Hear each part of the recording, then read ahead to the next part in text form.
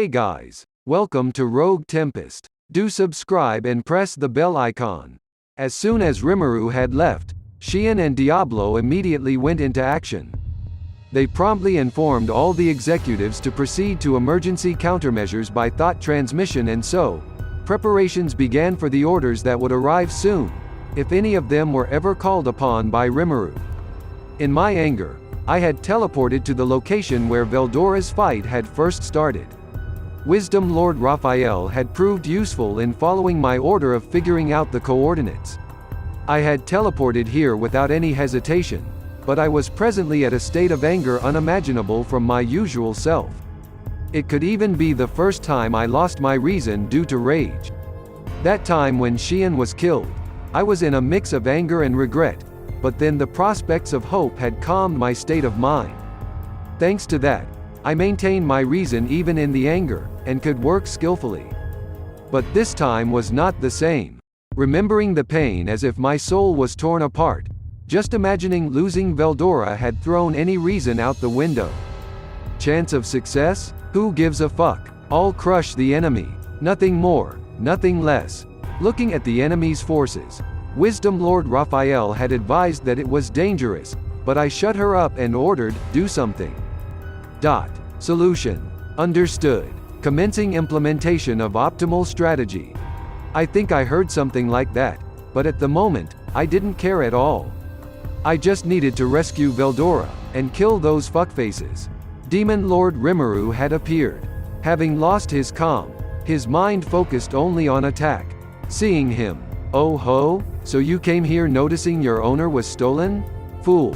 With your source of power, your master Veldora, gone. Even for a demon lord, you're now just a simple monster. Coming here without a single underling, it seems you don't possess a shred of intelligence. Make haste, and rid me of this fool. Emperor Rudra uninterestedly ridiculed him, but his words did not reach RIMURU. For RIMURU, the Emperor was only one of the many targets for extermination. The tactical conditions for victory. In this situation, they were 1. Recover Veldora. 2. Eliminate the threat. 3. Massacre every one of the Imperials. That was all. For RIMURU, whose mind was wrapped in bloodlust, there was no need for warnings. All self-preservation conditions were deemed unnecessary. Currently, only success mattered. Recovering Veldora was the absolute condition, and took the highest priority. There were very few who were cautious of RIMURU's sudden appearance. They were Velgrind, First Lieutenant Kondo, and Damrata, only these three. Currently, with the capture of Veldora, the Empire had a great advantage. The Emperor's historic battle with Guy would come to an end. They were only one step away. Therefore, a single demon lord coming out was nothing in comparison to the threat from the recent appearance of a true dragon. After all, true dragons were normally considered the strongest in the world, and on a completely different level from a mere demon lord. A demon lord who had only come after they had captured one of the strongest, a true dragon, and in addition, the fact that they now controlled two of those true dragons, naturally lead to the assumption that they were not in any danger. Among them, Damrata made a tense face. Donned in his exclusive legendary armor, his face was covered with a helmet, and there was no worry of anyone seeing his expression. But still, he suspected if anyone noticed his anxiety.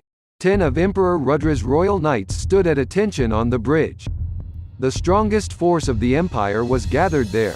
With defensive barriers at maximum output, their position could be considered the safest. As a result, the royal knights didn't feel any tension. However, Damrata recognized RIMURU's appearance as a danger. It wasn't based on logic. This demon lord, from the first time they met, had triggered a bizarre feeling. Him, and also Yuki.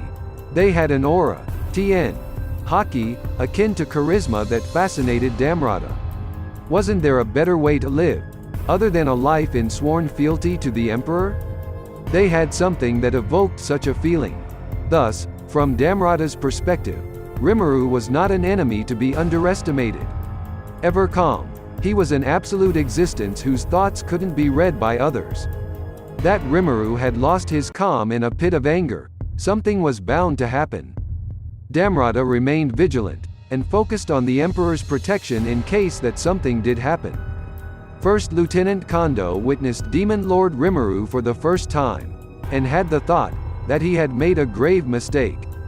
That it was a mistake to prioritize the capture of Veldora. He understood that Demon Lord Rimuru could not be dealt with in negligence. That was why he was not a target for capture, and was left for later. The plan was to use reconnaissance to gather ways to trap him. But then, reports came about the encounter with Veldora, and his engagement with Velgrin. This was a great stroke of luck. Emperor Rudra thought so, and ordered an immediate sortie. But Kondo had a bad premonition. Logically speaking, there was no doubt this was a good opportunity, and he didn't have a clear reason to oppose those orders. It was only to the level of, since the information was still vague, wasn't it premature to act now? But, the clarity of the information was negligence on the part of reconnaissance, and wasn't reason enough to let go of this chance. When Kondo had used his power, not the one granted by the Emperor, but one he had attained on his own, ultimate skill Sandalphon the Executioner to seal Veldora's movements, his premonition worsened. He shot Veldora with remove and necrosis bullets at their highest potency. Even the strongest beings, the true dragons, couldn't escape its effects. To resist it in the first place was to prevent being hit, but that wasn't possible for Veldora, who was caught in a complete surprise attack. It was at a single gap between the time when Veldora's power rivaled Velgrin's. With perfect timing, just as Veldora was overpowering the Empire's guardian deity, Kondo had succeeded in stopping the Storm Dragon's movements. The Demon Lord in front of their eyes at that moment should not be dealt with half-heartedly. This was the Demon Lord who had become powerless due to Veldora, the source of his power, being stolen. Ridiculous. In fact, this was the outraged state he had come to, having his sworn friend captured. That was more likely the case. Instead of putting one before the other, shouldn't they have chosen to try capturing both of them together? He had arrived at that conclusion, but it was now too late.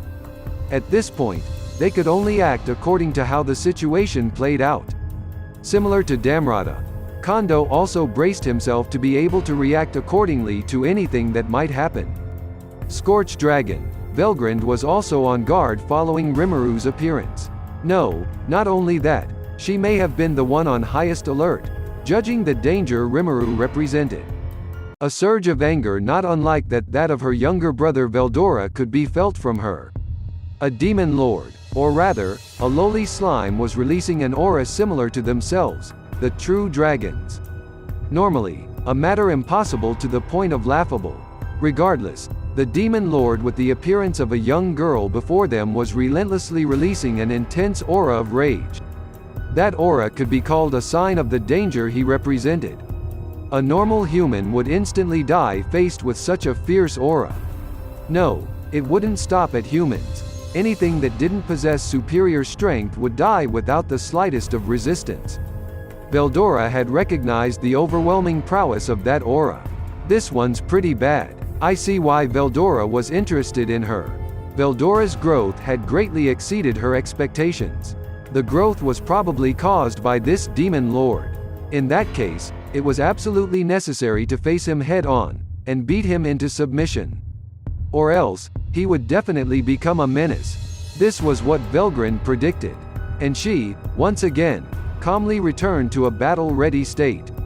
The three of them were admirable for not underestimating the demon lord Rimuru who had appeared before them. However, that was not enough. The correct decision was to take all their forces and gang up on him at full power the moment he appeared. History is not concerned with what-ifs. The conclusion was a result of them not taking that correct decision. The demon lord in front of them had already become a being they wouldn't be able to deal with. He could be called their greatest threat.